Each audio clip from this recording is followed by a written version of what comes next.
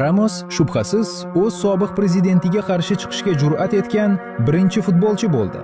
Agar kanalimizni kuzatib bormasangiz, bizni yana ko'rish ehtimolingiz juda kam. Lekin obuna bo'lgan bo'lsangiz tabriklaymiz. Bu yog'iga har kuni yangi bilimlarga ega bo'lasiz.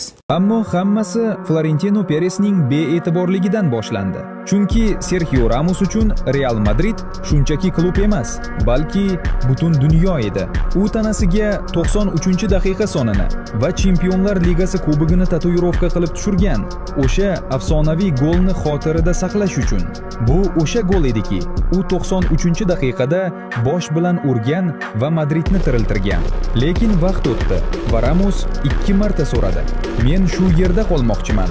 Mening orzuyim karyeramni Realda tugatish." Ammo Peres unga shunday munosabatda bo'ldiki, go'yo Ramos hech narsa qilmagandek, go'yo u klub uchun jonini bermaganday.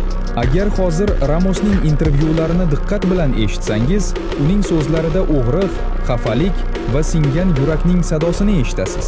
U ketishga majbur bo'ldi, ammo ketganidan keyin ham u afsona bo'lib qoldi. Chunki Sergio Ramos faqat himoyachi emas, u Real Madridning ruhi edi.